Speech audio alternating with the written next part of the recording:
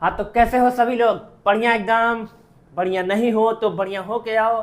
और आपकी बोर्ड की तैयारी कैसी चल रही है सब लोग कमेंट में जरूर बताएंगे, ठीक है? क्योंकि बोर्ड के एग्जाम नज़दीक है, तो इस बीच हमारा जो रोज लेक्चर होना चाहिए वो जरूरी है, क्योंकि हम जो है जितना ज़्यादा पढ़ेंगे उतना ही ज़्यादा एग्जाम में हमको चीज़ें याद आएंगी और हम लिख पाएंगे। देखो, पढ़ने को तो हम बहुत कुछ पढ़ रखे होंगे इससे पहले, लेकिन जब एग्जाम आता है तो सारा चीज़ें जो है वो टेंशन के मारे सब कुछ भूलने लगता है। तो जल्दी से आपको एक बार सब कुछ रिवाइज करना पड़ता है। जैसे आप अगर एग्जाम दे रहे हो तो एग्जाम देने से पहले आप क्या करते हो, सारी चीज़ों को एक बार रिवाइज करते हो। तो रिवाइज करने से क्या होता है, जो भी आपने पढ़ा होता है वो आपका एक बार पक्का हो जाता है। और अगर पक्का नहीं होता है तो फिर आज का जो लेक्चर होगा, इस लेक्चर को देखने के बाद आपके सारे डाउट जो है वो क्लियर होने वाले हैं। क्योंकि आज का ये जो लेक्चर है वो स्पेशल हम लोग जो है वो फॉर्मूलाज के ऊपर लेके आए हैं, जो कि फिजिक्स के अंदर जितने भी फॉर्मूला है क्लास 10th में, उन सारे के सारे फॉर्मूलाज को आज हम लोग डिस्कस करने वाले हैं और देखेंगे कि कौन कौन से फॉर्मूले हैं और कैसे कैसे क्वेश्चन यहाँ से बन रहे हैं एग्जाम में, ठीक है? तो देखो, फॉर्मूले से कई बार तो क्वेश्चन आपको करना होता है और कई बार क्या होता है, ये फॉर्मूले डायरेक्ट ऑब्जेक्टिव क्वेश्चन में पूछे जाते हैं, ठीक है? तो ऑब्जेक्टिव क्वेश्चन जो आपके एग्जाम में आते हैं उनके अंदर फॉर्मूले से भी कई बार क्वेश्चन पूछ लिया जाता है। आपको बस टिक करना रहेगा। तो फॉर्मूला अगर आपको मालूम होगा तो आपके नंबर जो है वो पक्के हो जाएंगे, ठीक है? तो आज कहीं ना कहीं आपका बोर्ड के अंदर 5 से लेके 7 मार्क या 10 मार्क तक का जो है वो सब कुछ जो है हम फॉर्मूला वाइज सब कुछ क्लियर करने वाले हैं, ठीक है? तो आज हम केवल फॉर्मूले के ऊपर बात करेंगे और ये भी सीखेंगे कि कौन सा फॉर्मूला कहाँ पर अप्लाई करना है हमको, ठीक है? तो सब कुछ स्टार्ट करेंगे। ज़्यादा बड़ा लेक्चर नहीं होगा, केवल हम फॉर्मूले के ऊपर बात करेंगे और थोड़ा थोड़ा उसके अंदर इंट्रोडक्शन में चलेंगे कि आखिर ये फॉर्मूला किस तरीके से कहाँ पर किस क्वेश्चन में अप्लाई करना है, ठीक है? तो चलो लेक्चर को बिना लेट किए स्टार्ट करते हैं। तो सबसे पहले हम लोग स्टार्ट करेंगे अपने फर्स्ट चैप्टर से। तो अपना जो फर्स्ट चैप्टर होता है उसका नाम है लाइट, रिफ्लेक्शन एंड रिफ्रैक्शन। अब यहाँ पर कौन सा फॉर्मूला है तो आपको पता होगा, अगर आपने चैप्टर पढ़ा होगा तो सबसे पहला चैप्टर जो होगा चैप्टर नंबर फर्स्ट, सबसे पहले इसकी बात करेंगे। तो चैप्टर फर्स्ट का नाम है लाइट, रिफ्लेक्शन एंड रिफ्रैक्शन। ये अपने फर्स्ट चैप्टर का नाम है, ठीक है? Light, reflection and refraction. तो यहाँ पर कौन सा फॉर्मूला है जो कि आपके यूज का है, उसकी हम लोग चर्चा करने वाले हैं, उसकी हम लोग बात करने वाले हैं आज के लेक्चर में। तो आपको पता होगा कि ये जो फर्स्ट चैप्टर है ये 2 पार्ट में हमने इसको डिस्कस कर रखा है। एक जो है रिफ्लेक्शन ऑफ लाइट को पढ़ा है और दूसरा जो हमने पढ़ा वो क्या पढ़ा है, रिफ्रैक्शन ऑफ लाइट। तो 2 पार्ट में इसको डिस्कस करा है, रिफ्लेक्शन ऑफ लाइट और रिफ्रैक्शन ऑफ लाइट। अब रिफ्लेक्शन ऑफ लाइट में आपने कहाँ कहाँ कौन कौन सा फॉर्मूला पढ़ा, एक बार जल्दी से उसके हम लोग याद करते हैं। तो देखो, यहाँ पर आपको पता होना चाहिए, यहाँ पर आपने कौन सा फॉर्मूला, सबसे इंपॉर्टेंट फॉर्मूला जो होता था वो कौन सा फॉर्मूला है, वो अगर आपको याद हो तो यहाँ पर हमने पढ़ा था मिरर फॉर्मूला। क्या पढ़ा था? Mirror formula. अब मिरर फॉर्मूला क्या होता है सबको पता होना चाहिए कि 1/f equals to 1/v plus 1/u। ये अपना कौन सा फॉर्मूला होता है, मिरर फॉर्मूला हुआ करता है। और मिरर फॉर्मूला पे एग्जाम में हर बार क्वेश्चन आते हैं, आएंगे, आते रहे हैं, यानी ये जो है फिक्स होता है कि यहाँ पर एग्जाम में क्वेश्चन जरूर से बनता है, ठीक है? तो मिरर फॉर्मूला आपको याद होगा, सबको याद होता है, 1/f equals to 1/v plus 1/u। अब यहाँ पर जो सिंबल्स हैं उनके मीनिंग्स है, तो उसको आपको पता होना चाहिए कि कौन से सिंबल के क्या क्या मीनिंग्स हैं। तो यहाँ पर f क्या होता है, f अपना होता है फोकल लेंथ, f क्या है, फोकल लेंथ। v क्या है, v है इमेज डिस्टेंस, ठीक है, डिस्टेंस ऑफ इमेज।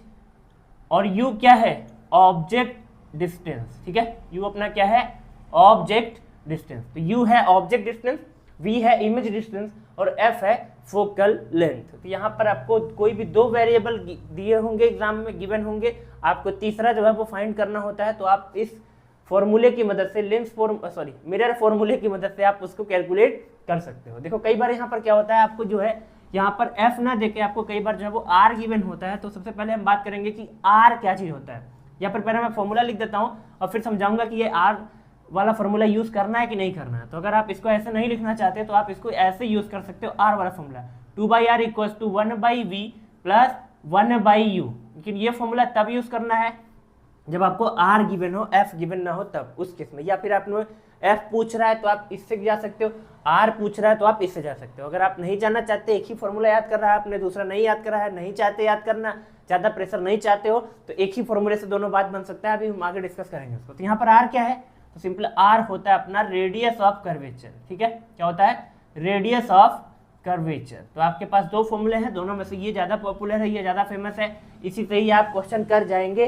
जिसकी कोई ज़रूरत नहीं है। मैंने लिख भले दिया है लेकिन इसकी कोई ज़रूरत नहीं है, कोई आवश्यकता इस फॉर्मूले की नहीं है। ठीक है, तो ये कैसे आया इसको समझने के लिए आपको यहाँ पर पढ़ाया गया है रिलेशन बिटवीन, क्या पढ़ाया गया है, relation between F and R, यानी फोकल लेंथ और रेडियस ऑफ कर्वेचर में एक रिलेशन पढ़ाया गया आपको कि R equals to 2 times of focal length. ये सबने पढ़ रखा होता है कि फोकल लेंथ का जो ट्वाइस होता है वही होता है रेडियस ऑफ कर्वेचर के इक्वल होता है। या इसको अगर अलग एंगल से देखा जाए तो यहाँ पर आप बोल सकते हो F equals to R by 2, यानी रेडियस ऑफ कर्वेचर जो होगा उसका जो हाफ होगा वही होता है फोकल लेंथ के इक्वल। तो जहाँ पर एफ होता है वहाँ आर बाई 2 हम लिख सकते हैं, या जहाँ पर आर होगा वहाँ पर हम 2f लिख सकते हैं। तो यहाँ पर देखो हम f की जगह पर अगर r बाई 2 पुट कर दें, f की जगह पर अगर r बाई 2 पुट कर देंगे तो यहाँ r बाई 2 पुट करेंगे तो 2 ऊपर जाएगा तो यहाँ हो जाएगा 2/r।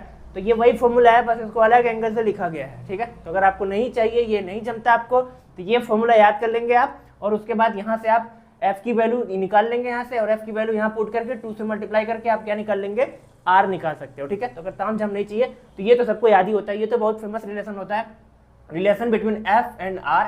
और ये बहुत ज़्यादा इंपॉर्टेंट क्यों हो जाता है, क्योंकि ये देखा गया ऐसा, अगर आप पेपर देखोगे कई साल के पेपर अनसॉल्व में अगर उठा के आप चेक करोगे तो ये ऑब्जेक्टिव में एग्जामिनर जो भी आपका पेपर सेटर होता है, जो पेपर सेट कर रहा होता है, उसका फेवरेट क्वेश्चन होता है। ये हर बार के लगभग हर बार का मतलब जरूर नहीं कि हर बार आया हो, लेकिन most of the time repeated question में ये आ रहा है। ऑब्जेक्टिव क्वेश्चन अगर आप देखेंगे तो ये जो है ऑब्जेक्टिव में पूछा जाता है कि बताइए ये रिलेशन सही है या ये सही है, इसी से मिलता जुलता 4 रिलेशन आपको देगा और कोई एक ऑप्शन सही होता है। तो यहाँ पर ये दोनों ही सही होंगे, r equals to 2f, f equals to r by 2। तो कई बार इसको हेर फेर करके आपको देगा, या वो हो सकता है ऐसे दे दे r equals to f by 2, थोड़ा वो चेंजिंग कर दे, या बोल दे f इक्वल्स टू 2r। तो ऐसे ही सारे फॉर्मूले देखने में एक जैसे लगेंगे, लेकिन अगर आपका कंसेप्ट क्लियर है, अगर आपने सब कुछ सही से पढ़ रखा है, तो उसमें से एक जो आपका ऑप्शन होगा वो करेक्ट होगा, और वो आपको पता होगा कि कौन सा ऑप्शन करेक्ट है। ठीक है, तो यहाँ से काफ़ी ज़्यादा जो है पूछा जा रहा है, ऑब्जेक्टिव क्वेश्चन में ही ये पूछा जाता है। बाकी इसमें ज़्यादा अगर क्वेश्चन पूछेगा भी तो आप वैल्यू को रख के आधा करना है, 2 से मल्टीप्लाई करना है, ये तो आसान है, आप इसको कर जाएंगे। ठीक है, और बाकी इससे एक क्वेश्चन तो एग्जाम में आता ही आता है, आपका जो ये मिरर फॉर्मूला है, ये बहुत ज़्यादा इंपॉर्टेंट होता है। जब इमेज फॉर्मेशन की बात आती है तो वहाँ पर इमेज फॉर्मेशन में आपसे पूछता है बताइए ऑब्जेक्ट कहाँ रखे जिससे इमेज वहाँ बने। इस तरीके से आपसे क्वेश्चन जो है वो पूछे जाते हैं एग्जाम में, और यहाँ पर ये क्वेश्चन कम से कम 4 नंबर का तो आता ही है एग्जाम में। तो इसको जरूर से आपको इस फॉर्मूले को याद रखना है। तो सब लगभग सबको ये फॉर्मूला याद होता है, जिसको नहीं याद है वो जल्दी से इस फॉर्मूले को याद कर ले। और यहाँ पर एक क्वेश्चन एक्स्ट्रा ऐड ऑन करके आपसे पूछा जाता है एग्जाम में, और वो होता है मैग्निफिकेशन का। ठीक है, इसी में वो क्या करता है, क्वेश्चन को बड़ा करने के लिए इसी में हमसे मैग्निफिकेशन भी पूछता है। जब हम मिरर से इमेज बनाते हैं तो वहाँ पर हमसे पूछता है कि बताइए जो इमेज है वो कितना टाइम्स मैग्नीफाई हुआ है, इसके बारे में भी पूछता है। तो उसके लिए भी हमारे पास एक फॉर्मूला हुआ करता है जो कि होता है m equals to minus V by U equals to H dash by H. ये अपने पास एक फॉर्मूला और है जो कि रामबाण की तरह काम करेगा, आपके एग्जाम में बहुत ज़्यादा हेल्प करने वाला है। ये क्या है, m equals to minus V by U equals to H dash by H. अब यहाँ पर v क्या है, v वही है जो पहले हुआ करता था, इमेज डिस्टेंस। u क्या है, u है ऑब्जेक्ट डिस्टेंस। h डैश और h दो नई चीजें हैं, इनके बारे में हम समझ लेते हैं कि क्या है h डैश और क्या है h। तो h डैश क्या होता है, तो h डैश अपना होता है इमेज हाइट। ठीक है, जो आपकी इमेज है उसकी हाइट या इमेज की लेंथ, जो इमेज बनेगी वो कितनी बड़ी बनेगी या कितनी हाइट की बनेगी, वो इमेज की लेंथ है या इमेज की हाइट है। और सिमिलर इसी तरीके से h क्या होता है, h होता है ऑब्जेक्ट हाइट। ठीक है, ये h अपने ऑब्जेक्ट की हाइट है, और h डैश क्या है, इमेज की हाइट होती है। ठीक है, यहाँ पर आप जो है ये मैग्निफिकेशन का 2 फॉर्मूला यूज कर सकते हो। ये नहीं चाहिए आपको तो m equal to minus V by U use कर सकते हो, या ये नहीं चाहिए तो आप h dash by h use कर सकते हो। कैसे क्या यूज करोगे ये डिपेंड करेगा कि आपसे क्वेश्चन किस तरीके से पूछा जा रहा है। ठीक है, तो जिस तरीके से आपको क्वेश्चन पूछा जाएगा उस तरीके का आप यहाँ से सिलेक्शन करेंगे कि कौन सा फॉर्मूला हमको सेलेक्ट करना है। जैसे अगर आपके सामने कॉफ़ी रखी होगी तो आप कॉफ़ी बनाओगे, आपके सामने चाय रखा होगा तो आप चाय बनाओगे। ठीक है, तो जैसी कंडीशन होती है उस हिसाब से चीज़ें अप्लाई करी जाती हैं। तो हमारे सामने अगर v और u होंगे तो हम v और u वाला जो फॉर्मूला है वो अप्लाई करेंगे। अगर हमारे पास h डैश या h होगा, ऑब्जेक्ट का हाइट, इमेज का हाइट टाइप का कुछ दिया है, तो उस केस में हम दूसरे फॉर्मूले पर जाएंगे। ठीक है, और कई बार हम क्या करते हैं, दोनों फॉर्मूले को एक साथ यूज़ कर सकते हैं, एक साथ यूज़ करेंगे हम इसको, जब हमको v u h गिवन होता है, h डैश पूछता है, तो हम ये क्वेश्चन जो है हम लोग करेंगे अभी। ठीक है, यहाँ पर आपको समझना है कि ये फॉर्मूला भी इंपॉर्टेंट हो जाता है।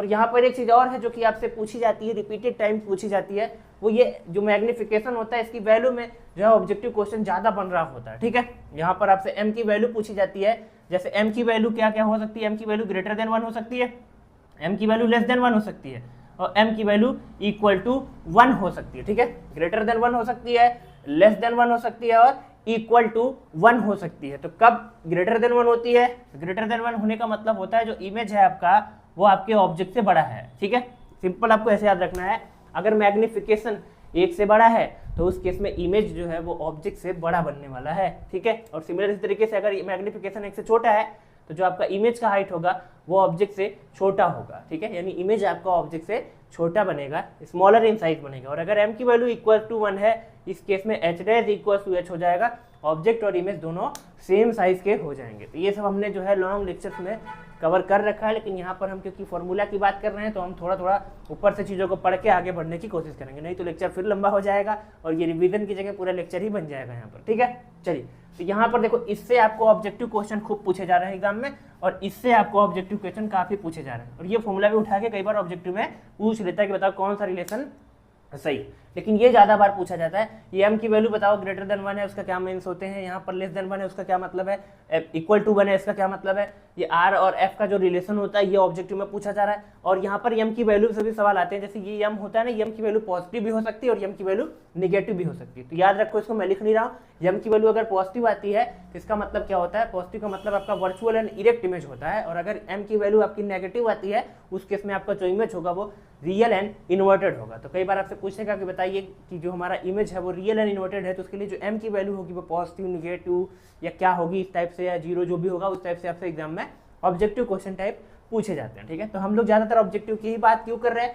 क्योंकि लॉन्ग क्वेश्चन की बात तो हम क्वेश्चन लेंगे तभी तो कर पाएंगे, ऑब्जेक्टिव की बात तो हम ऐसे ही कर सकते हैं सिंपल, तो इसलिए हम ऑब्जेक्टिव क्वेश्चन की बात कर रहे हैं। ठीक है, तो ये अपना फर्स्ट चैप्टर जो था, यानी कि जो रिफ्लेक्शन ऑफ लाइट था, उसके अंदर ये फॉर्मूले जो है वो काफ़ी ज़्यादा फेमस हैं। अरे फेमस क्या, यही फॉर्मूले है ही हमारे फर्स्ट चैप्टर के अंदर, और इन्हीं से ही क्वेश्चन पूछेगा एग्जामिनर, कहीं अपने पास से थोड़ी ना क्वेश्चन लेके आएगा। तो जो आपको पढ़ाया गया है वहीं से क्वेश्चन पूछे जाएंगे। तो इसको आप देखो, अगर आपको कुछ नोट करने लायक दिखता है तो नोट कर लो। उसके बाद हम लोग चलेंगे अपने फर्स्ट चैप्टर के सेकेंड पार्ट पे, जो कि है रिफ्रैक्शन ऑफ लाइट। ठीक है, तो वहाँ पर हम लोग चलेंगे। उससे पहले इसको जल्दी से आप नोट करेंगे, तो जल्दी से मैं 2 मिनट का समय देता हूँ, नोट करो, फिर इसको रब करके हम लोग जो है वो आगे की तरफ बढ़ने वाले हैं। ठीक है, तो नोट कर लीजिए जल्दी से इसको, तो रब कर दिया जाए। चलो, तो अब हम लोग बढ़ेंगे अपने सेकेंड पार्ट की तरफ। तो हमारे फर्स्ट चैप्टर का जो सेकेंड हाफ पार्ट है, ठीक है, सेकेंड लास्ट पार्ट बोल दो इसको आप, वो है, वो मिट भी रहा है सेकेंड लास्ट पार्ट। ठीक है, उसको बोलेंगे हम लोग रिफ्रैक्शन। ठीक है, तो रिफ्रैक्शन के अंदर आपने देखा होगा कि सबसे पहले जब रिफ्रैक्शन स्टार्ट हुआ है, रिफ्रैक्शन के लॉ आपने पढ़े थे, तो लॉ में ही सबसे पहला फॉर्मूला आता है। ठीक है, वो क्या आता है, वो सबसे पहला फॉर्मूला आता है स्नेल्स लॉ का। कौन सा फॉर्मूला? स्नेल्स लॉ का फॉर्मूला आता है। स्नेल्स लॉ का फॉर्मूला क्या होता है? स्नेल्स लॉ बोलता है कि sine of I divide by sine of R equals to constant. ठीक है, और ये कांस्टेंट जो होता था इसको हम लोग बोलते थे n/1। ठीक है, तो ये अपना सबसे पहला फॉर्मूला इधर एंट्री ले चुका है, और वो कौन है? Snell's law. इसको स्नेल्स लॉ नाम से बहुत फेमस है। Sine I over sine R equals to constant. ठीक है, इस कांस्टेंट को हम लोग बोलते थे n/1, यानी n/1 को क्या बोलते थे? Refractive index of first medium with respect to second medium. ठीक है, refractive index of first medium with respect to second medium. तो यहाँ पर हमने देखा जो स्नेल्स लॉ होता है, वो स्नेल्स लॉ क्या करता है? स्नेल्स लॉ हमको रिफ्रैक्शन को समझने में हेल्प कर रहा होता है। यहाँ पर हमको ये समझाता है कि किस तरीके से कौन सा मीडियम डेंसर होगा, कौन सा मीडियम रेयर होगा, लाइट डेंसर से रेयर में जाएगी तो उसके साथ क्या होगा, रेयर से डेंसर में जाएगा तो उसके साथ क्या होगा, और किस तरीके से कितने एंगल पे लाइट बेंड करने वाली है, ये सारी इन्फॉर्मेशन हमको स्नेल्स लॉ लाके देता है। ठीक है, तो स्नेल्स लॉ है क्या आखिर? तो ये बोला जाता है कि यहाँ पर sine of I upon sine of R equals to constant. यहाँ पर थोड़ा सा भी मिसिंग है, पूरा मैं स्नेल्स लॉ नहीं बता रहा हूँ क्योंकि हम फॉर्मूले की बात कर रहे हैं। बाकी जब आप स्नेल्स लॉ पढ़ोगे तो वहाँ पर बोला जाता है कि for a fix pair of media and for a fix wavelength of light, मतलब जो पेयर होंगे मीडिया का वो फिक्स होने चाहिए, और लाइट का जो वेवलेंथ है यानी लाइट का जो कलर है वो भी फिक्स होना चाहिए। उस केस में sine of angle of I upon sine of angle of R जो होता है वो कांस्टेंट होता है, और इस कांस्टेंट को हम लोग एक नया नाम देते हैं refractive index of medium first with respect to medium second बोला करते हैं इसको, ठीक है। तो यहाँ पर आपको क्वेश्चन पूछे जाते हैं एग्जाम में, काफ़ी पूछे जा रहे हैं एग्जाम में, यहाँ से क्वेश्चन बढ़िया बढ़िया बनते हैं, ठीक है। अब यहाँ पर ये आई क्या है, एंगल ऑफ इंसिडेंस है, आर क्या है, एंगल ऑफ रिफ्रैक्शन है। अब आपको आई और आर की वैल्यूज यहाँ पर क्वेश्चन में गिवन हो सकती हैं, या आई की वैल्यू गिवन हो सकती है, आर की वैल्यू, या दोनों की गिवन हो सकती है, आपसे एन पूछ सकता है, या एन की वैल्यू और आई की वैल्यू, मतलब इसमें से कोई भी दो वैल्यू देके आपको तीसरी वैल्यू वो एग्जाम में पूछ सकता है, ठीक है। तो यहाँ पर आपको वैल्यूज याद होनी चाहिए साइन की, वैसे साइन की वैल्यू आपको मैथ में याद कराई जाती है, तो साइन की सारी वैल्यू आपको याद होनी चाहिए। साइन 0 डिग्री कितना होता है, साइन 30 डिग्री कितना होता है, साइन 45 डिग्री यानी 45 डिग्री, 60 डिग्री, 90 डिग्री, ये सारी वैल्यूज सबको याद होनी चाहिए। नहीं याद है तो उनको याद कर लेंगे आप, ठीक है। चलिए, क्योंकि एग्जाम में आपको हो सकता है वैल्यूज गिवन हो ना हो, तो आप किसी के भरोसे थोड़ी ना बैठेंगे। तो साइन 0 डिग्री की वैल्यू 0 होती है, साइन 30 डिग्री की वैल्यू 1/2 होती है, साइन 45 की 1/√2 होती है, साइन 60 की √3/2 होती है, और साइन 90 की 1 होती है। ये वैल्यू मैंने भी बोल दिया, अगर आपको सुनाई दिया तो ठीक है, नहीं सुनाई दिया तो पीछे करो वीडियो को और जाके देख लो, ठीक है। बाकी वैल्यू याद कर लेना, क्योंकि एग्जाम में आपको पता नहीं वो वैल्यू गिवन हो या ना हो, तो आपको अपने से ही रखना पड़ेगा, ठीक है। चलो, तो यहाँ पर आपको समझना होगा, यहाँ पर ये जो एन है रिफ्रैक्टिव इंडेक्स, इसके भी फॉर्मूले यहाँ पर आपको देखने को मिलते हैं, ठीक है। तो रिफ्रैक्टिव इंडेक्स जो होता है, इसका आपको दो तरीके का रिफ्रैक्टिव इंडेक्स पढ़ाया जाता है। एक absolute refractive index, absolute refractive index होता है, ठीक है, और एक होता है आपका इस तरीके से relative refractive index, relative refractive index. तो एब्सोल्यूट रिफ्रैक्टिव इंडेक्स जो होता है, उसके लिए हमने जो फॉर्मूला यूज करा है वो यूज करा है n=c/v, ठीक है। अब यहाँ पर c क्या होता है, c होता है speed of light in vacuum, ठीक है, और v क्या होता है, speed of light in medium, ठीक है। यहाँ पर एब्सोल्यूट रिफ्रैक्टिव इंडेक्स में हम क्या करते हैं, हम किसी मीडियम का रिफ्रैक्टिव इंडेक्स निकालते हैं विथ रेस्पेक्ट टू वैक्यूम। तो यहाँ पर हम वैक्यूम में स्पीड ऑफ लाइट रखेंगे, और अपॉन में हम स्पीड ऑफ लाइट इन उस मीडियम में रखेंगे, इन दैट मीडियम में रखेंगे जिस मीडियम का रिफ्रैक्टिव इंडेक्स आप निकाल रहे हैं। तो सी को वी से डिवाइड मारना। तो अब इस क्वेश्चन में ये देखो, ये जो फॉर्मूला है ये भी बहुत ज़्यादा इंपॉर्टेंट हो जाता है। क्यों? क्योंकि मैं देख रहा हूँ यहाँ पर जब हम प्रीवियस ईयर पेपर को एनालाइज करते हैं, आप भी कभी एनालाइज करोगे तो आपको समझ में आएगा कि इस फॉर्मूले से क्वेश्चन पूछ रहा है, पूछने वाला पेपर सेटर जो है उसके दिमाग में ये फॉर्मूला जम सा गया है, ये इस पे क्वेश्चन आता ही आता है लगभग। यहाँ पर आपको v की वैल्यू देके n की वैल्यू पूछता है, या आपको n की वैल्यू देके v की वैल्यू पूछता है, और c की वैल्यू तो क्या देगा यार, c की वैल्यू तो याद होती है सबको ने। c जो होता है speed of light in vacuum and speed of light in air 3 × 10⁸ metre per second, ये चीज़ आपको याद होनी चाहिए, ठीक है। तो इसको आप सिंपली पुट करके आप यहाँ से n की वैल्यू निकाल सकते हो या v की वैल्यू निकाल सकते हो। ये बहुत ज़्यादा फेमस क्वेश्चन है, और ये ऑब्जेक्टिव में भी पूछ रहा है। ऑब्जेक्टिव में इस फॉर्मूले से क्वेश्चन आपसे पूछा जा सकता है सिंपली, ठीक है। तो इसको आपको याद रखना है। अब रिफ्रैक्टिव इंडेक्स जो रिलेटिव वाला होता है उसमें दो होता है, एक होता है n/1। अब n/1 होता है आपका n2/n1, ठीक है। जब आपसे n/1 पूछेगा तो इसके लिए आप क्या निकालोगे, n2/n1, और इसी तरीके से अगर आपको n1/2 पूछता है तो आप लिखोगे n1/n2। जो पहले आए वो ऊपर, तो पहले आए वो ऊपर, 2 पहले आए तो n2 ऊपर, 1 बाद में आया तो नीचे, यहाँ 1 आया तो ऊपर, 2 आया तो नीचे, इस तरीके से जो पहले आया वो उसको ऊपर रखना है। तो n/1 का मतलब refractive index of second medium with respect to first, और n/2 का मतलब फर्स्ट मीडियम का refractive index with respect to second, और दोनों एक दूसरे के अपोजिट है, दिख भी रहा है आपको।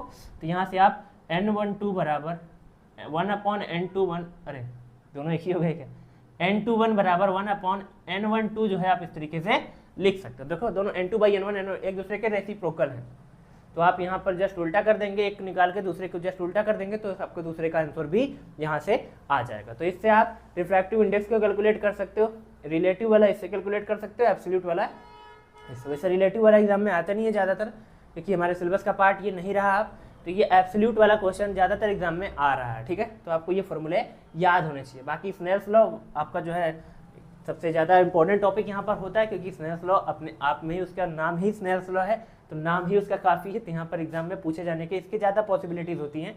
बाकी पूछा तो ये भी जा रहा है रिपीटेड टाइम्स, ये क्वेश्चन भी यहाँ से भी आपके एग्जाम में आ रहा है, ठीक है। चलो, तो इतना भी आप नोट कर लीजिए। उसके बाद हम लोग जस्ट थोड़ा सा और एक फॉर्मूला देखेंगे और इसको हम लोग खत्म करेंगे, ठीक है। तो जल्दी से देखिए, उसके बाद इसको रब करेंगे हम। तो देख लिया सबने, कुछ नोट करने लायक दिखता है तो नोट कर लिया करिए, ज़्यादा अदर आइए नहीं, नोट्स लेके बैठा करिए, जो भी आपको नोट करने लायक पॉइंट लगता है उसको नोट कर लीजिए, ठीक है। चलो, तो मिटा दे इसको। चलिए, तो मिटा दिया हमने इसको। अब जो है हम लोग बात करेंगे रिफ्रैक्शन के अंदर जो फॉर्मूला होता है अपना, वो होता है लेंस फॉर्मूला, कौन सा फॉर्मूला? Lens formula. जैसे मिरर के अंदर हमने पढ़ा था मिरर फॉर्मूला, ऐसे ही लेंस के अंदर हम क्या पढ़ेंगे? Lens formula. सिमिलर वैसा ही है, बस प्लस को माइनस से रिप्लेस करना है, माइनस को प्लस से रिप्लेस कर देना है, बात बन जाएगी। तो लेंस फॉर्मूला होता है 1/f equals to 1/v minus 1/u। और सिंबल्स के अपने मीनिंग्स है, वही मीनिंग्स है जो पहले हुआ करते थे। f अपना है फोकल लेंथ, v है अपना इमेज डिस्टेंस और u है अपना ऑब्जेक्ट डिस्टेंस। तो ये फॉर्मूला एकदम मिरर फॉर्मूला जैसा ही है, इसका हमशक्ल ही है बस, ठीक है। बस यहाँ पर माइनस है, वहाँ पर प्लस हुआ करता था, तो वहाँ पर प्लस u को हमने यहाँ से माइनस u से रिप्लेस कर दिया है, ठीक है। इतना आपको समझना है यहाँ पर। तो ये हो गया lens formula.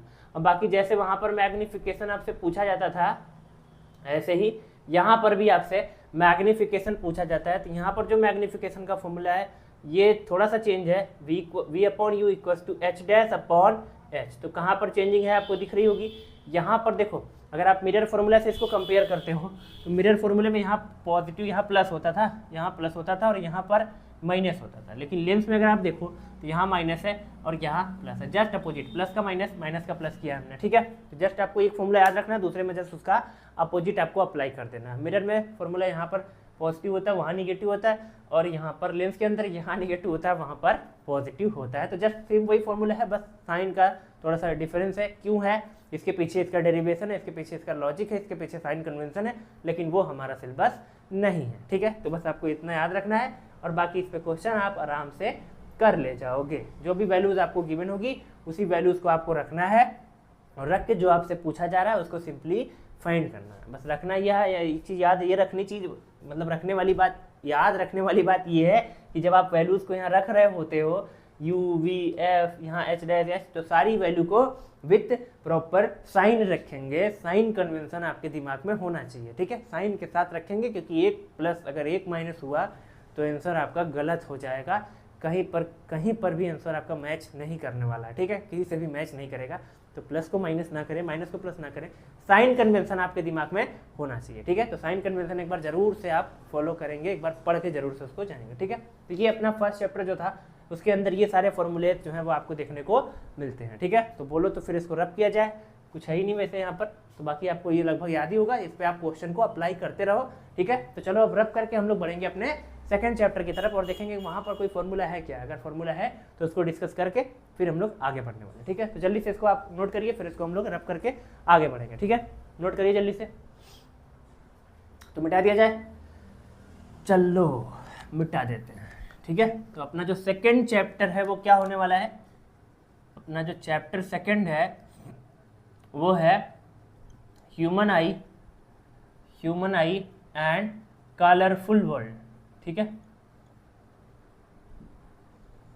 Human I and colourful world, ये अपना जो है वो सेकंड चैप्टर होने वाला है, ठीक है। अब इस चैप्टर के अंदर मेरे को तो नहीं लगता कि कोई फॉर्मूला है बहुत ज़्यादा इंपॉर्टेंट जो कि आपको बताना चाहिए मेरे को। जो फॉर्मूले हैं वो हमारे सिलेबस से बाहर के हैं, आउट ऑफ सिलेबस हैं, लेकिन हम एक बार फिर भी थोड़ा सा इस चैप्टर की थोड़ी लाज रख लेते हैं, इसके अंदर कोई फॉर्मूला है या नहीं है उसके थोड़ी बात कर लेंगे, और जो भी फॉर्मूला है उसको हम लोग लिख लेंगे, भले ही वो आउट ऑफ सिलेबस है। लेकिन अगर मैंने लेक्चर में पढ़ा रखा है आपको तो उस फॉर्मूले को मैं एक बार लिख दे रहा हूँ, आप एक बार देख लो उसको, आपको याद हो जाएगा, मेरी वैसे तो गारंटी है आपको याद हो जाएगा, ठीक है। तो चलो उसको एक बार सोचने की कोशिश करते हैं कि इसके अंदर क्या क्या जो है वो फॉर्मूले हैं। तो ज़्यादातर इसके अंदर देखो थियरीज थी, ज़्यादातर कहानियाँ थी कि हमारी आई जो है वो किस तरीके से वर्क करती है, आँख के अंदर कौन कौन से पार्ट होते हैं, आइरिस, कॉर्निया, रेटिना, इस तरीके से प्यूपिल, ये सारी चीज़ें आपने सब कुछ सीख रखा है। सबका क्या क्या मैकेनिज्म होता है, आइस के अंदर डिफेक्ट क्या क्या होते हैं, मायोपिया, हाइपरमेट्रोपिया, प्रेसबायोपिया, इस तरीके से कैटरैक्ट, ये सारी चीज़ें आपने डिस्कस करी। और इसके बाद हमारा चैप्टर जो चला वो आगे बढ़ा, वो प्रिज्म की तरफ बढ़ा, और प्रिज्म के बारे में हमने डिस्कस करा, प्रिज्म एंगल, इंसिडेंस एंगल, ये सारी चीज़ें हमने थोड़ी सी डिस्कस करी। और वहीं पर आता है अपना एक पहला फॉर्मूला जो कि पहले उस पर बहुत सारे क्वेश्चन एग्जाम में पूछे जाते थे, अब क्योंकि वो आउट ऑफ सिलेबस हो चुका है तो उससे क्वेश्चन आपको नहीं मिलेगा। लेकिन अगर आप अनसॉल्व को सॉल्व करोगे तो अनसॉल्व के अंदर प्रीवियस ईयर क्वेश्चन में आपको उस पर क्वेश्चन दिखाई देगा, तो आप परेशान हो जाओगे क्योंकि आपको फॉर्मूला पता नहीं होगा। तो इसलिए उस फॉर्मूले को पढ़ लो यार, ठीक है। नहीं आएगा एग्जाम में कोई बात नहीं, लेकिन कोई भी चीज़ अगर आप पढ़े होगे तो वो आपको नुकसान नहीं पहुंचाने वाला, ठीक है। तो सबसे पहला फॉर्मूला जो यहाँ पर आपके लिए इंपॉर्टेंट होता है वो होता है ये वाला खतरनाक सा फॉर्मूला। एक बार इसको देखो तो n equals to sine a plus del m upon 2 upon sine A/2 एक ही फॉर्मूला है, लेकिन अपने आप में ये आपको हार्ट अटैक दे सकता है क्योंकि इतना बड़ा फॉर्मूला है यहाँ पर। ठीक है, अब इस फॉर्मूले को जरा समझेंगे आप। तो ये जो फॉर्मूला है, ये फॉर्मूला स्टाइल में लिखा भी गया है। अब यहाँ पर ये जो n है, ये n का मतलब क्या है? ये n वही है, कौन? वही रिफ्रैक्टिव इंडेक्स है। n क्या है? रिफ्रैक्टिव इंडेक्स है। a क्या है? यहाँ पर a है अपना एंगल ऑफ प्रिज्म। ठीक है, ये क्या है? Angle of prism. और डेलियम क्या है? डेलियम है मिनिमम, m फॉर मिनिमम। और डेल का मतलब क्या है? Angle of deviation, angle of deviation. ठीक है, तो डेल क्या है अपना? ये डेल है। ठीक है, कहीं पर ये दिखाई देगा आपको ऐसे, इसको बोलेंगे आप डेल। तो ये दिखता है तो इसको बोलते हैं डेल्टा। ठीक है, ये है अपना ट्रायंगल दिखता है छोटा सा, डेल्टा। मैथ में नहीं, ठीक है, मैथ में इसको डेल्टा नहीं बोलना है, मैथ में ट्रायंगल ही बोलेंगे। फिजिक्स केमिस्ट्री में कहीं पर भी ये दिखाई देता है आपको इस तरीके से ट्रायंगल शेप का ये, तो इसको आप क्या बोलते हो? डेल्टा बोलते हो। फिजिक्स में इसको चेंज के लिए यूज करते हैं, कहीं पर चेंजिंग आती है जैसे change in velocity, change in position, तो डेल्टा एक्स, डेल्टा वी, इस टाइप से, चेंज इन मोमेंटम, इस तरीके से। लेकिन अगर केमिस्ट्री की बात करते हैं तो केमिस्ट्री में हम ज़्यादातर डेल्टा के लिए, हम डेल्टा में मतलब चेंज तो ही है, लेकिन केमिस्ट्री में कई बार हीट के लिए भी डेल्टा सिंबल यूज होता है। ठीक है, तो यहाँ पर ये डेल्टा होता है और ये क्या होता है? डेल होता है। ठीक है, तो यहाँ पर ये जो दिख रहा है ये डेल, और ये m मतलब मिनिमम के लिए है, तो मिनिमम एंगल ऑफ डेविएशन है। और बाकी a फिर वही फर्दर वही a है अपना एंगल ऑफ प्रिज्म। ठीक है, तो ये जो आपको दिख रहा है ये फॉर्मूला पहले हमारे सिलेबस में हुआ करता था, लेकिन अब ये हमारे सिलेबस से कट चुका है। अब ये कहाँ उठा के पटका गया ले जाकर? 12th में। ये 12th में आने वाला है, इसका डेरिवेशन भी आता है कि आखिर हम इस फॉर्मूले को डिराइव कैसे करते हैं। ये डेलियम क्या है? हमने अभी तक आपको सिखाया है एंगल ऑफ डेविएशन डेल, लेकिन यहाँ पर ये चीज़ आ रही है डेल एम। ठीक है, minimum value of angle of deviation है, जो कि सिंपली आपको पढ़नी नहीं है, तो ज़्यादा उसमें घुसो मत, ऊपर से ही निकल लो धीरे से। तो यहाँ पर आप इस चीज़ को देख लीजिए, आपको सारी वैल्यू एग्जाम में गिवन होगी, आपको बस वैल्यूज को रख के सॉल्व करना होगा। ए की वैल्यू रखना है, डेल एम रखना है, 2 से डिवाइड करके साइन की वैल्यू रख के सॉल्व करके एन की वैल्यू निकाल लेना। ठीक है, चलो। और यहाँ पर याद रखो कि साइन की वैल्यू आपको फिर याद रखनी पड़ेगी, क्योंकि देखो साइन फॉर्मूले में आ रहा है, तो साइन की सारी वैल्यूज आपको याद होनी चाहिए। Sine 30, sine 60, sine 45, sine 90, sine 0, सब कुछ आपको याद होना चाहिए, तभी आप क्वेश्चन को कर पाओगे। ठीक है, तो बोलो समझ में आ रहा है? आ ही रहा होगा। ठीक है, क्योंकि उम्मीद तो मैं पूरी कर रहा हूँ कि मैं समझा पा रहा हूँ आपको कि नहीं, ये तो आप जो है वो कमेंट में बताया करिए थोड़ा सा। ठीक है, चलो। तो एक ही फॉर्मूला है ये दूसरे चैप्टर के अंदर, इसके बाद सारी चीज़ें थ्योरेटिकल हैं। इसके बाद हमने क्या पढ़ा था? प्रिज्म डिस्कस करने के बाद हमने देखा था कि कलरफुल वर्ल्ड के बारे में डिस्कस कर रहे थे हम, कि किस तरीके से स्कैटरिंग ऑफ लाइट क्या होता है, डिस्पर्जन ऑफ लाइट क्या होता है, रिकम्बिनेशन ऑफ लाइट क्या होता है, वो सारी चीज़ें आपने सब डिस्कस करी। रेनबो फॉर्मेशन क्या होता है, ठीक है, एडवांस सनराइज, डिलेड सनसेट, ये सारी चीज़ें थ्योरेटिकल कॉन्सेप्ट हैं। इनके अंदर जो है वो ऑब्जेक्टिव क्वेश्चन ज़्यादा बनते हैं। जैसे आपसे पूछ सकता है कि बताइए why the sky is blue, ठीक है, हाउ रेनबो इज फॉर्म। यहाँ पर आपसे फिनोमिना पूछ सकता है कि कौन कौन से फिनोमिना वहाँ यूज़ हो रहे हैं। तो यही सारी चीज़ें आपसे छोटी छोटी चीज़ें यहाँ पर ऑब्जेक्टिव टाइप क्वेश्चन में पूछी जाती है। बाकी फॉर्मूला की बात करें तो फॉर्मूला एक ही था, ये अकेला फॉर्मूला इस चैप्टर को संभाले हुए था, जो कि आपके सिलेबस में भी नहीं है, फिर भी मैंने चैप्टर की लाज रखने के लिए फॉर्मूला बता दिया। ठीक है, चलो। तो अब हम लोग बढ़ेंगे अपने थर्ड चैप्टर की तरफ, और थर्ड चैप्टर ही काफ़ी है। ठीक है, इन सबको जितने फॉर्मूले इन सब में मिला के नहीं आए होंगे, उतने वो अकेले, उससे कितने ही ज़्यादा फॉर्मूले उसके अंदर आएंगे वो आप अभी देखना। थर्ड चैप्टर का मतलब ही है फॉर्मूला। ठीक है, उसके अंदर आपको सारी चीज़ें जो है वो फॉर्मूला वाइज ही दिखाई देंगी।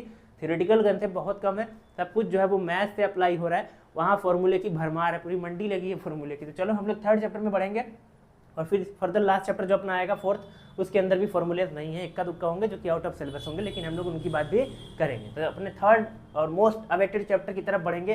Third chapter, most awaited chapter, electricity जो है, इलेक्ट्रिक करंट जो है वो सबसे ज़्यादा इंपॉर्टेंट होता है एग्जाम पॉइंट ऑफ व्यू से, और सबसे ज़्यादा स्कोरिंग भी है आपके एग्जाम के लिए, क्योंकि सबसे ज़्यादा मार्क्स आपको वही चैप्टर दिलाएगा।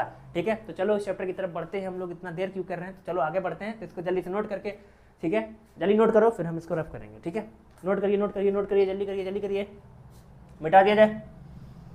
चलो, तो अब बढ़ेंगे अपने मोस्ट अवेटेड थर्ड चैप्टर की तरफ। तो अपना थर्ड चैप्टर जो है उसका नाम ही काफ़ी है, उसका नाम है इलेक्ट्रिसिटी। क्या नाम है? इलेक्ट्रिसिटी। तो कई बार इसका नाम लिखा होता है करंट इलेक्ट्रिसिटी, कई बार इलेक्ट्रिक करंट, अलग अलग नाम लिखा होता है। और करंट जब बोला जाता है, तो जहाँ आप वीडियो देख रहे हो उसके नीचे चैनल का नाम भी आप देखोगे तो करंट क्लासेस। ठीक है, तो अपने चैनल का नाम आता है तो बड़ी खुशी मिलती है इससे। ठीक है, इस चैप्टर से बहुत खुशी मिलती है। तो करंट इलेक्ट्रिसिटी, या सिंपल आपके एग्जाम में इलेक्ट्रिसिटी एग्जाम कह रहे हैं, बुक में आपके जो है वो चैप्टर का नाम इलेक्ट्रिसिटी लिखा होता है, ठीक है। चलो, तो यहाँ पर फॉर्मूला जो है वो शुरू होता है, शुरू से ही शुरू हो जाएगा फॉर्मूला, ठीक है। तो सबसे पहला फॉर्मूला जो आता है वो चार्ज का फॉर्मूला आता है, Q इक्वल्स टू NE, ठीक है। कहाँ से आता है? क्वांटाइजेशन ऑफ चार्ज से आता है। कहाँ से? क्वांटाइजेशन ऑफ चार्ज से। तो सबसे पहला आपको चार्ज की प्रॉपर्टी में सिखाया गया था कि चार्ज क्वांटाइज होता है, चार्ज हर एक अमाउंट में नहीं होता है, कुछ फिक्स वैल्यूज में ही अवेलेबल होता है। जैसे पहला सबसे छोटा चार्ज होता है वो कितना होता है, सबसे छोटा चार्ज कितना होता है यहाँ पर E, और E कितना होता है 1.6 × 10 की पावर -19 कूलम। ये सबसे लोवेस्ट पॉसिबल चार्ज होता है, जो कि किसका चार्ज है? इलेक्ट्रॉन का चार्ज है। इसको हम लोग क्या बोलते हैं? Electronic charge. क्या बोलते हैं? Electronic charge. इलेक्ट्रॉनिक चार्ज वो चार्ज है जो इलेक्ट्रॉन के ऊपर होता है, और इलेक्ट्रॉन एक फंडामेंटल पार्टिकल है, और उसके ऊपर जो चार्ज है वो सबसे smallest possible charge in nature है, ठीक है। तो सबसे छोटा चार्ज यही होता है इलेक्ट्रॉन का चार्ज, इसको E से डिनोट किया जाता है, ठीक है। और इसको N से मल्टीप्लाई करेंगे तो टोटल चार्ज किसी भी बॉडी का आप निकाल सकते हैं Q बराबर NE से, ठीक। तो यहाँ पर आपको ये फॉर्मूला कब यूज़ करना है? जब आपको नंबर ऑफ इलेक्ट्रॉन पता हो और उससे आपको चार्ज कैलकुलेट करना हो, तो उस केस में आप नंबर ऑफ इलेक्ट्रॉन को E से मल्टीप्लाई करके टोटल चार्ज उस बॉडी के ऊपर निकाल सकते हो, ठीक है। तो यहाँ से आप इस चीज़ को, इस फॉर्मूले को आप यहाँ पर यूज़ कर सकते हो, ठीक है। इसके बाद जो फॉर्मूला आपके पास आता है वो सीधा करंट का ही फॉर्मूला आता है। वो करंट का फॉर्मूला होता है I इक्वल्स टू Q/T, ठीक है। इसका फॉर्मूला है I equals to Q/T। I क्या है? अपना करंट है, तो करंट के लिए सिंबल होता है I, और I इक्वल्स टू Q/T होता है। अब Q क्या है? Q वही है अपना चार्ज, और T क्या है? T है टाइम, ठीक है। टाइम टेकन, जितने टाइम में वो चार्ज फ्लो किया वो टाइम है T, जितना चार्ज फ्लो किया वो चार्ज है Q, और I है वो करंट जो कि उस वायर में, उस सर्किट के अंदर फ्लो कर रहा है, ठीक है। तो सबसे पहले आप क्या करते हो? Q की वैल्यू निकाल के Q की वैल्यू को T से डिवाइड करते हो तो आता है I, ठीक है। Q की वैल्यू कैसे निकालेंगे? Q की वैल्यू ऐसे निकालेंगे, ठीक है। तो Q की वैल्यू आपको कहाँ से निकालनी है? Q की वैल्यू यहाँ से निकालनी है, या कई बार Q की वैल्यू आपको डायरेक्टली एग्जाम में होती है। तो अगर डायरेक्टली गिवन है तब तो बहुत अच्छी बात है, नहीं गिवन है तो और भी ठीक है, क्योंकि हमारे पास फॉर्मूला है। तो हम यहाँ से Q की वैल्यू निकाल के यहाँ रख के T से डिवाइड मार के हम I निकाल सकते हैं, ठीक है। चलो, कई बार यहाँ पर हमको करंट देता है, Q पूछता है, तो यहाँ पर हम Q का अगर फॉर्मूला बनाना चाहेंगे, इससे अगर इसको थोड़ा तोड़ मरोड़ के दूसरे एंगल से देखा जाए, तो इस केस में आप Q अगर निकालना चाहते हो, ये T मल्टीप्लाई में चला जाएगा, तो Q इक्वल्स टू क्या हो जाएगा? IT। क्या हो जाएगा? Q इक्वल्स टू IT हो जाएगा। I इक्वल्स टू Q/T बोलो, चाहे Q इक्वल्स टू IT बोलो, ठीक है। दोनों ही फॉर्मूले एक से है। इससे आप Q कैलकुलेट कर सकते हो अगर आपको I और टाइम गिवन हो तब।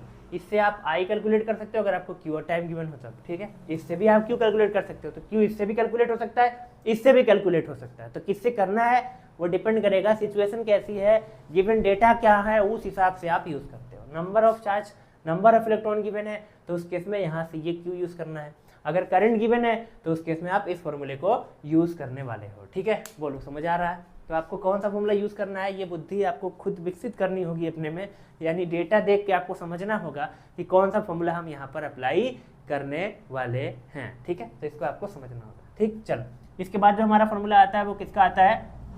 वो आता है पोटेंशियल डिफरेंस का। किसका फॉर्मूला आता है? पोटेंशियल डिफरेंस, जिसको हम लोग वोल्टेज कहते हैं, उसका फॉर्मूला आता है, ठीक है।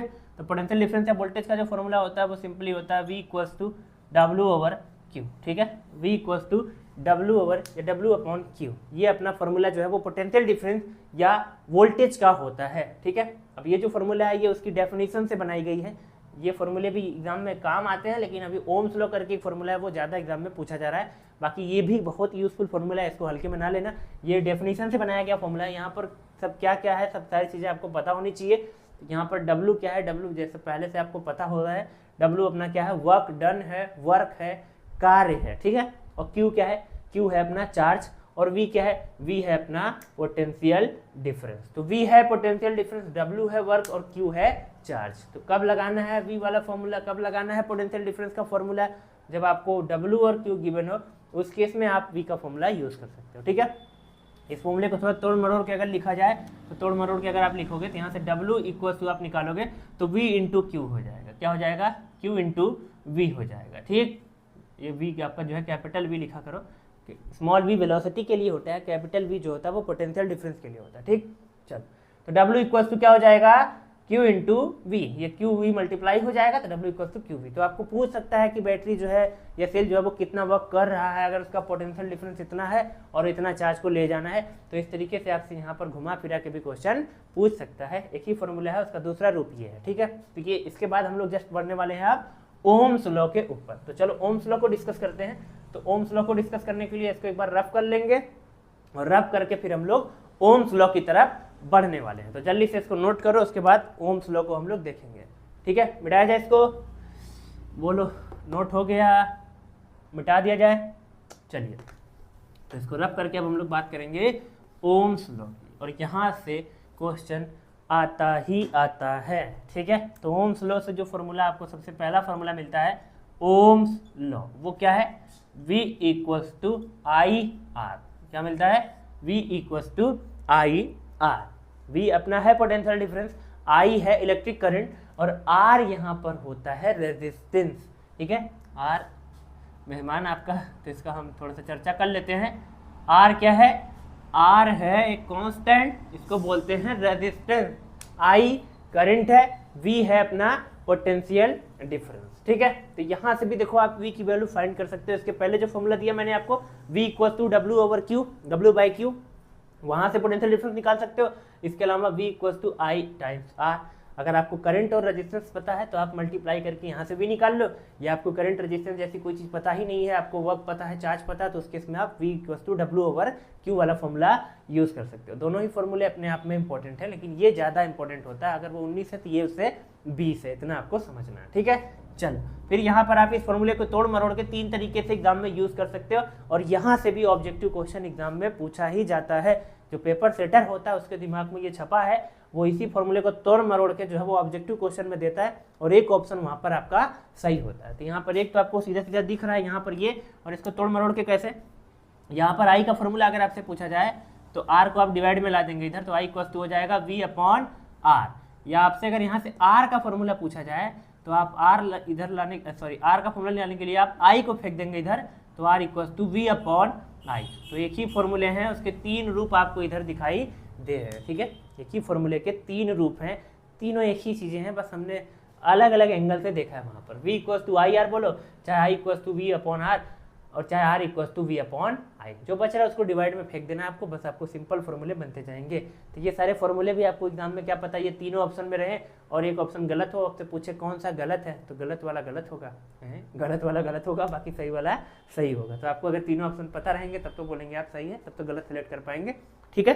चलिए तो ये तीनों के तीनों ही अपने ओम्स लॉ में आते हैं, ठीक है। ये ओम्स लॉ का ही 3 अलग अलग तरीके से उसका शकल है, ऐसा समझ सकते हो आप, ठीक है। चलिए इसके बाद जो फॉर्मूला आता है वो आता है रेजिस्टेंस का डिपेंडेंस होता है, कि किस तरीके से रेजिस्टेंस किस पर डिपेंड करता है। और यहाँ पर जो फॉर्मूला आता है वो अपना आता है R equals to rho L by A. बहुत ही फेमस फॉर्मूला, बहुत ज़्यादा फेमस।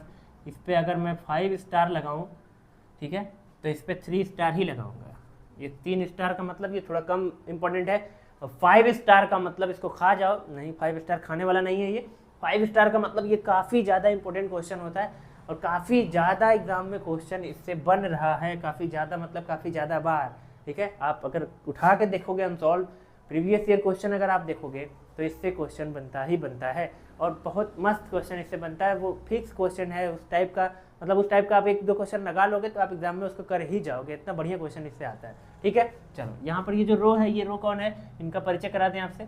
ये होता है रेजिस्टिविटी। कौन है? रेजिस्टिविटी। ये है रेजिस्टेंस, ये है रेजिस्टिविटी, ठीक है। इसको कई बार घुमा मरोड़ के कैसे लिखा जाएगा, ऐसे। यहाँ से रो की वैल्यू आपसे पूछी जाए तो ए यहाँ, एल यहाँ, ए मल्टीप्लाई एल डिवाइड हो जाएगा, तो हो जाएगा आर ए अपॉन एल। क्या हो जाएगा? R A upon L. तो यहाँ से आपसे रेजिस्टिविटी पूछी जाती है, और इसका क्वेश्चन भी आपको एग्जाम में आता है। ये क्वेश्चन थोड़ा लंबा हो जाता है, क्यों लंबा हो जाता है बताऊंगा अभी मैं। थोड़ा सा बहुत ज़्यादा टाइम आपका एग्जाम में खाने वाला है, हो सकता है आप इसके आंसर तक पहुंच भी नहीं पाएँ। अगर आपका मैथ वीक होगा तो आप इसके आंसर तक पहुंच भी नहीं पाएंगे, ठीक है। तो यहाँ पर आप इस फॉर्मूले को ऐसे ज़्यादा यूज़ करोगे, ये फॉर्मूला इस तरीके से ज़्यादा यूज़ होता है, इस तरीके से कम यूज़ होता है। ये ज़्यादा फेमस फॉर्मूला है, rho equal to R A upon L. R है रेजिस्टेंस, ए है cross section area. What is A? A is cross section area, क्या? Cross section area. और एल इज लेंथ, ठीक है, ऑफ द वायर, ये wire की बात हम कर रहे हैं, वायर के रेजिस्टेंस की बात कर रहे हैं, वायर का क्रॉस सेक्शन एरिया, वायर का लेंथ, ठीक है। और ये आर रेजिस्टेंस और रो रेजिस्टिविटी, तो सिंपल आप relation between resistance and resistivity भी बोल सकते हो इसको। इस तरीके से एग्जाम में भी ऑब्जेक्टिव में पूछ सकता है, यहाँ पर ऑब्जेक्टिव वैसे एग्जाम में नहीं आता इससे ज़्यादातर आपका 4 नंबर का क्वेश्चन जो है वो 4 मार्क्स का क्वेश्चन आ रहा है, और उसका टाइप एक ही है, एक ही टाइप का क्वेश्चन बार बार एग्जाम में पूछ रहा है आपसे इस तरीके से, ठीक है। अब यहाँ पर आपको क्या करता है वो, जैसे आप किसी भी वायर का क्रॉस सेक्शन एरिया जब आप निकालते हो, तो जैसे वायर किस शेप के होते हैं, सिलेंडर शेप के, बताया था आपको लेक्चर में, वायर सिलेंडर शेप के होते हैं। सिलेंडर में क्या होता है, जो साइड से देखने पर जो एरिया दिखता है ये, इसको क्रॉस सेक्शन एरिया बोलते हैं। ये कैसा दिख रहा है, सामने से देखने पर सर्कुलर दिख रहा है। अब सर्कल का एरिया, अगर सर्कल की रेडियस आ रहा है तो उसका एरिया पाई आर स्क्वायर होता है। तो यहाँ जो यार ए जो लिखा है, इस ए को आप रखोगे पाई आर स्क्वायर, क्या रखोगे, पाई आर स्क्वायर। अब यहीं से ये बड़ा हो गया, एग्जाम में यहीं से आपको प्रॉब्लम होगी। वो पाई की वैल्यू आप रखो पहले, पाई की वैल्यू आप 22/7 रखो, या फिर आप 3.14 रखो, पॉइंट में आंसर आने लगेगा। और आर की वैल्यू वो आपको देता ही नहीं एग्जाम में, वो आपको तार जो होगा, वायर जो होगा, उसका डायमीटर दे देगा, और डायमीटर को पहले तुम आधा करो तो रेडियस आए, फिर रेडियस का फिर तुम स्क्वायर करो, फिर उसको पाई से मल्टीप्लाई करो, फिर आर से मल्टीप्लाई करो, फिर एल से, और अत तो तब होता है, हर बार अत होता है। वो आर की वैल्यू क्या करता है, आर की वैल्यू वो मीटर में नहीं देगा कि तुम सीधा उसको क्या करो, जो स्क्वायर करके रख दो। आर की वैल्यू मिलीमीटर में देगा, सेंटीमीटर में देगा। अब मान लो उसने मिलीमीटर में दे दिया आर की वैल्यू, वैसे तार मिलीमीटर में ही होते हैं, तार इतना मोटा मोटा थोड़ी होता है, जो हमारे घर में तार होते हैं बहुत महीन महीन होते हैं, ठीक है, खोल के देखना कभी तार छील के, तो बहुत महीन, तो मिलीमीटर में होता है, एमएम में होता है, सेंटीमीटर में। अब मिलीमीटर में दिया तो सबसे पहले उसको मीटर करो, फिर मीटर है तो फिर डायमीटर आया, डायमीटर का फिर आधा करो तो रेडियस आया, फिर रेडियस का स्क्वायर करो, फिर पाई से मल्टीप्लाई करो, फिर आर से करो, फिर एल से डिवाइड मारो। तो ये थोड़ा टाइम कंज्यूमिंग होता है, स्कोरिंग लेकिन है, अगर आप इसको कर जाते हो तो जितने नंबर का क्वेश्चन है पूरा नंबर आपको मिलने वाला है, और आंसर भी आपका एकदम सटीक आएगा अगर आपको मैथ आता है तो अच्छे से मैथ आना चाहिए। दशमलव वाला गुणा भाग, स्क्वायर करना, डिवाइड करना, ये तो आना ही चाहिए आपको। इतनी उम्मीद तो मैं कर ही सकता हूँ, बोर्ड में आप हैं तो इतनी उम्मीद मेरी सही है, मेरे को लगता है। बाकी पता नहीं कितनी सही हो तो आप ही जान रहे होंगे, ठीक है। चलिए, तो यहाँ तक बोलिए कोई दिक्कत है, कोई दिक्कत नहीं है, तो फिर हम आगे बढ़े। तो देखो अभी चैप्टर जो है वो लगभग आधा ही हुआ है, लेकिन फॉर्मूले कितने सारे आ चुके हैं, अभी इतने ही फॉर्मूले और बचे हैं यहाँ पर, इससे भी ज़्यादा बचे हैं, तो चलो उनको भी डिस्कस कर लेते हैं। लेक्चर काफ़ी बड़ा हो रहा है वैसे, ठीक है। तो चलो इसको मिटाया जाए, नोट करिए इसको, फिर मिटाते हैं, फिर आगे बढ़ते हैं। मिटा दिया जाए, मिटाएं, बोलो बोलो बोलो, चलो तो इसको मिटा के आगे बढ़े अब हम लोग। अब आता है कॉम्बिनेशन ऑफ रेजिस्टेंस के ऊपर, ठीक है। Combination of resistance, combination of resistance, जिसमें सीरीज का जो फॉर्मूला आता है, सीरीज कॉम्बिनेशन में वो क्या आता है, R = R1 + R2 + R3, ऐसे करते करते करते करते ऐड करते जाइए, ठीक है। और पैरेलल कॉम्बिनेशन में जो फॉर्मूला होता है वो क्या होता है, 1/R = 1/R1 + 1/R2 + 1/R3 and so on, इस तरीके से ऐड करते जाना है, ठीक है। सीरीज कॉम्बिनेशन में रेजिस्टेंस डायरेक्टली ऐड होते हैं, सिंपली ऐड कर देना है। पैरेलल में डायरेक्टली ऐड नहीं होते हैं, पैरेलल में 1/R1 1/R2 1/R3, जो आंसर आएगा वो 1/R आएगा।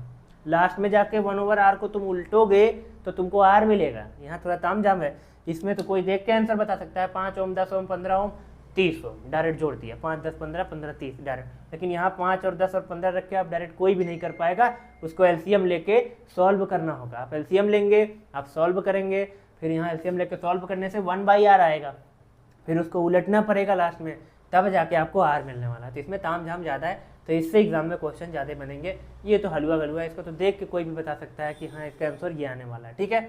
इसके अलावा आपको मैंने यहाँ शॉर्टकट बताया था, क्या बताया था, शॉर्टकट। शॉर्टकट कब लगाना है, जब 2 रेजिस्टेंस हो, उस केस में शॉर्टकट यूज़ करो। शॉर्टकट में क्या करना है आपको, जो इक्विवेलेंट निकालना है, वो इक्विवेलेंट कैसे निकालोगे, ऊपर मल्टीप्लाई करोगे रेजिस्टेंस का और नीचे ऐड कर दोगे। क्या करोगे, ऊपर मल्टीप्लाई करके नीचे ऐड कर दोगे। जैसे एक एग्जांपल कर लें जल्दी से, ठीक है। तो एग्जांपल अगर हम करें यहाँ पर एक, जैसे मान लो ये आपका जो है वो कितने ओम का है, 6 ओम का है, और ये कितने ओम का है, 3 ओम का है। अब ये दोनों आपको किस में दिखाई दे रहे हैं, पैरेलल कॉम्बिनेशन में दिखाई दे रहा है, ठीक है। पैरेलल कॉम्बिनेशन, अब आप क्या करोगे, इसका 1/R = 1/6 + 1/3, फिर 6 और 3 कैल्शियम 6, फिर ये काटा उधर काटा पीटा, फिर उल्टा भाग, इतना नहीं करना। डायरेक्ट कैसे, ऊपर मल्टीप्लाई, तो 6 का 3 में मल्टीप्लाई करेंगे तो 18, और 6 को 3 में जोड़ेंगे तो 9, और डिवाइड मारेंगे तो आंसर आएगा 2। तो इसका इक्विवेलेंट कितना आ जाएगा 2। तो ऊपर करना है मल्टीप्लाई, 6 3 18, नीचे करना है ऐड, 6 और 3 9, और तुरंत किया डिवाइड, आंसर आ गया आपका। तो ये ताम झाम नहीं करना, उलटना पलटना नहीं है, डायरेक्ट आंसर आ जाएगा, लेकिन 2 रेजिस्टेंस के केस में। और एग्जाम में ऐसे नहीं करना है आपको, एग्जाम में ऐसे कर देंगे तो नंबर का कहाँ मिलेगा। तो एग्जाम में आपको ऐसे मेथड से ही करना है, ये बस बताने के लिए शॉर्टकट होता है, ठीक है। चलिए मिटा दिया जाए इसको, मिटा दियो, इसको नहीं मिटाएंगे, ठीक है।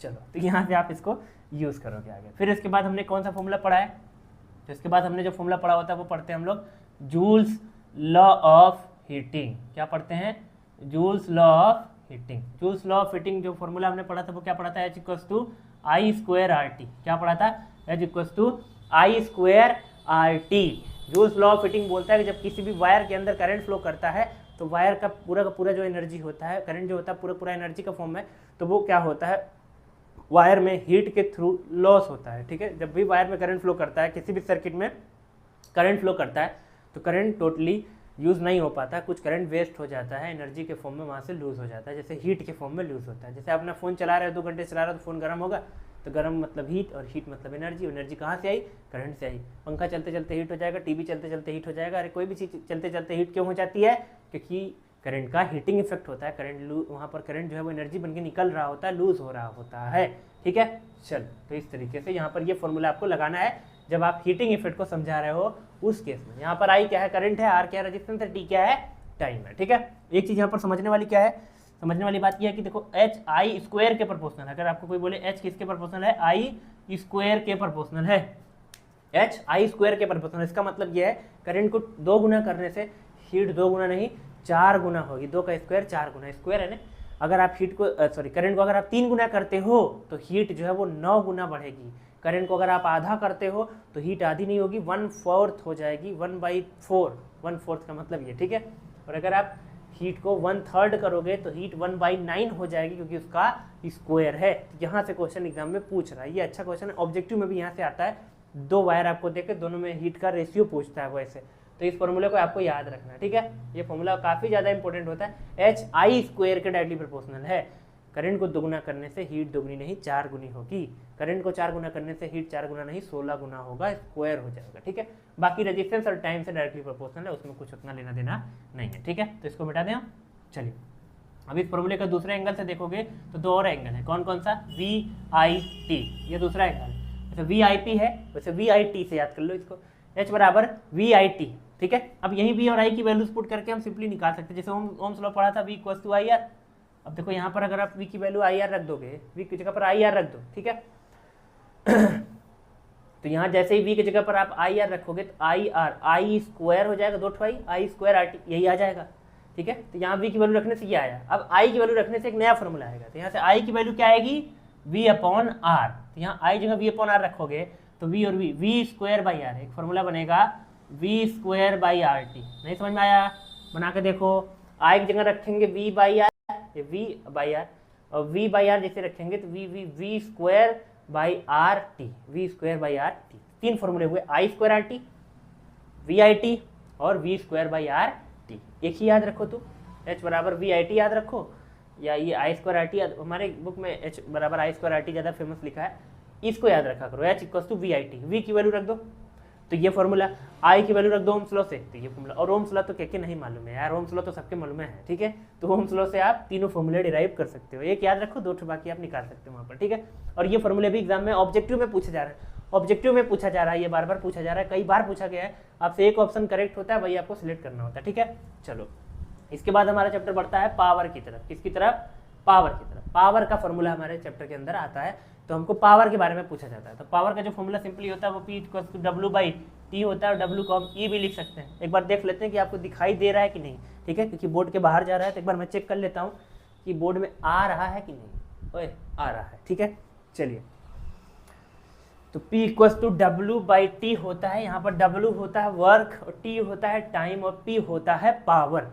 अब आप W को E भी लिख सकते हो, W को E क्यों, क्योंकि वर्क ही है जो एनर्जी के फॉर्म में कन्वर्ट होता है, ठीक है। तो यहाँ पर वर्क की जगह पर आप एनर्जी लिख सकते हो, ठीक है। Rate of doing work is known as power, और या दूसरा आप डेफिनेशन अगर बोलना चाहो तो rate of dissipation of energy is also known as power. कोई भी अपैरेटस किस रेट से एनर्जी डिसिपेट कर रहा है, कंज्यूम कर रहा है, खर्च कर रहा है, उसको हम लोग पावर बोलते हैं, ठीक है। या work done per unit time को भी हम लोग पावर बोलते हैं। तो दोनों फॉर्मूले हैं, लेकिन ज़्यादातर यूज़ ये एनर्जी वाला फॉर्मूला यहाँ पर होता है, ठीक है। चलो, तो ये एक सिंपल फॉर्मूला हो गया जो कि डेफिनेशन बनाता है। बाकी पावर के कौन कौन से फॉर्मूले अब यूज़ होने वाले हैं, तो होता है VI, ये पावर का बहुत फेमस फॉर्मूला है, P equals to VI, VIP ऐसे मैंने याद किया है, तुम चाहे जैसे याद रखो, P equals to VI, VIP ऐसे याद कर सकते हो, ठीक है। अब फिर और फॉर्मूले बनाने हैं तो बस वही हलवा गलवा। ओम्स लॉ से V इक्वल्स टू क्या होता है, IR, तो V की जगह पर IR रखो, तो V की जगह पर IR रखोगे तो IR, तो I दूठ हो जाएगा, तो I स्क्वायर R हो जाएगा। क्या हो जाएगा, IR रखना था, एक I पहले से है, तो I क्या हो जाएगा, I स्क्वायर R हो जाएगा। क्या हो जाएगा, I स्क्वायर R। कैसे आया, V की वैल्यू रख दी, अब I की वैल्यू रख दो तो एक और फॉर्मूला है। I की वैल्यू क्या होती है, तो V बराबर IR, I बराबर V अपॉन R। I जो है जैसे V अपॉन R रखोगे तो V हो जाएगा V स्क्वायर बटे R।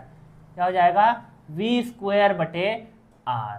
क्या हो जाएगा, V स्क्वायर बटे R। या एक तरीका और आपको बता दें, एक शॉर्टकट और देखिए, इधर से देखो, इसमें से T गायब कर दो, V स्क्वायर बाई R, इसमें से T गायब कर दो, VI, देखो इसमें से T गायब कर दो, I स्क्वायर R, देखो I स्क्वायर, सेम वही फॉर्मूला है, बस T गायब है, ठीक है। इसमें से T गायब करेंगे तो सेम वही फॉर्मूले इधर भी लिखे हैं, लेकिन आप ऐसे मत करो, मेरे यहाँ लिखा था इसलिए मैं बता रहा हूँ, तुम उसको सिंपली याद रखो, एक याद रखो, दो बना लिया करो, VIP याद रखो और VIT याद रखो, H इक्वल्स टू VIT, वो V की वैल्यू रख लो, I की वैल्यू रख लो, दो फॉर्मूले और बन जाएंगे, उनको आप यूज़ कर लो, ठीक है। चलो, तो ये भी तीनों काफ़ी ज़्यादा अपने आप में काफ़ी ज़्यादा इंपॉर्टेंट फॉर्मूले होते हैं।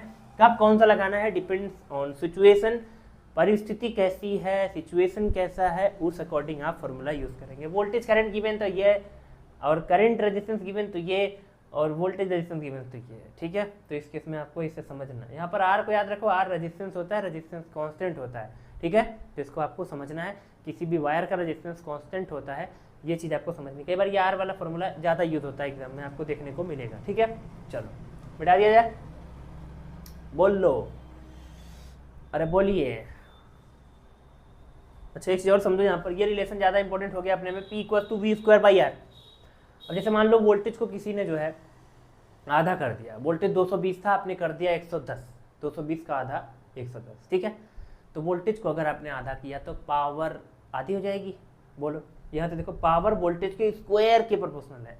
वोल्टेज को जब तुम आधा करोगे तो पावर उसका आधे का स्क्वायर 1/4, पावर 4 गुना कम होगी। जैसे सपोज कर लो आप 100 वाट का बल्ब 220 वोल्ट पे चला रहे थे, ठीक है। तो अब आपने क्या किया, उस 100 वाट के बल्ब को लाके आप 110 वोल्ट पे जला रहे हो, तो 220 से 110 जला रहे हो 100 वाट के बल्ब को, तो पावर आपने 220 से 110 आधी की। पावर आधी करने से, अरे सॉरी, वोल्टेज आधा कर दिया 220 से 110, तो पावर आधी नहीं होगी, 100 वाट का बल्ब अब 50 वाट नहीं चलेगा, अब उसका 1/4 होगा ना, आधा करने से 1/4, इसको आधा करोगे तो 1/4 हो जाएगा, पावर उसकी 1/4, 100 वाट का बल्ब का 1/4 करोगे तो 25 वाट का बल्ब जलेगा, अब रहेगा 100 वाट का बल्ब, लेकिन वोल्टेज आधा मिलने से उसकी पावर केवल 25 वाट ही रह जाएगी। वोल्टेज 220 तो देखो पावर उसकी आ जाएगी फिर 100 वाट, ठीक है। तो ये चीज़ याद रखना, ये क्वेश्चन एग्जाम में पूछा जाता है, ठीक, बोलो क्लियर है। बाकी पावर की जो यूनिट होती है वो होती है वाट, किलोवाट, हॉर्स पावर, और एक हॉर्स पावर में 746 वाट होता है, उसको भी कहीं कोने में लिख देते हैं, एक हॉर्स पावर इक्वल टू 746 वाट होता है। ये भी आपके ऑब्जेक्टिव में पूछा जाने वाला सवाल है। 1 हॉर्स पावर इक्वल टू 746 वाट। और यहाँ पर आपसे और क्या पूछा जाता है, और आपसे पूछा जाता है एक यूनिट क्या होता है। तो एक यूनिट जो होता है वो 1 किलोवाट आवर को बोलते हैं, और ये होता है 3.6 × 10⁶ जूल। ये भी एग्जाम में ऑब्जेक्टिव में बहुत पूछा जाने वाला सवाल है कि वन यूनिट क्या होता है। 1 यूनिट को हम लोग 1 किलोवाट आवर बोलते हैं, एनर्जी का यूनिट है। बहुत लोग कंफ्यूज रहते हैं कि जो यूनिट होता है किलोवाट आवर होता है, किलोवाट देख के उनके दिमाग में आता है पावर, किलोवाट, वाट, किलोवाट, पावर, नहीं, अरे किलोवाट नहीं, किलोवाट आवर है, पावर इंटू आवर मतलब टाइम है, पावर इंटू टाइम करने से वर्क या एनर्जी आती है, ये एनर्जी की यूनिट है, ये याद रखना, पागलों जैसे हरकत मत करना। किलोवाट अगर बोले तो पावर है, किलोवाट आवर बोले तो एनर्जी, ये एनर्जी की यूनिट है। एनर्जी की यूनिट जूल होती है, एनर्जी की यूनिट किलोवाट आवर होती है, एनर्जी की यूनिट होती है, एनर्जी की यूनिट होती है, इसी को यूनिट बोलते हैं, बिजली का बिल यूनिट में आता है। तो 1 यूनिट इक्वल टू 3.6 × 10⁶ जूल होता है, इसको आपको याद रखना है, ठीक है। एक बार मैं चेक कर लूँ सही है कि नहीं, एक बार चेक कर लेते हैं। तो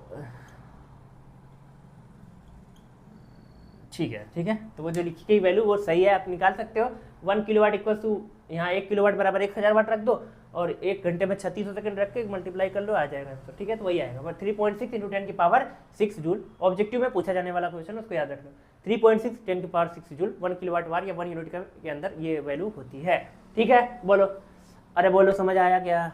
आया होगा। ठीक है, अब लास्ट चैप्टर अपना आता है, लास्ट चैप्टर है इलेक्ट्रिक करंट का magnetic effect, magnetic effect of electric current, जहां पर कोई भी फॉर्मूला नहीं है। ठीक है, हमारे सिलेबस के अकॉर्डिंग वहां पर कोई भी फॉर्मूले नहीं है। एक आध फॉर्मूले जो है जबरदस्ती हमारे बुक में लिख दिए जाते हैं, वो हम दूसर की बुक में लिखे जाते हैं, हमारे एनसीईआरटी में नहीं लिखे जाते।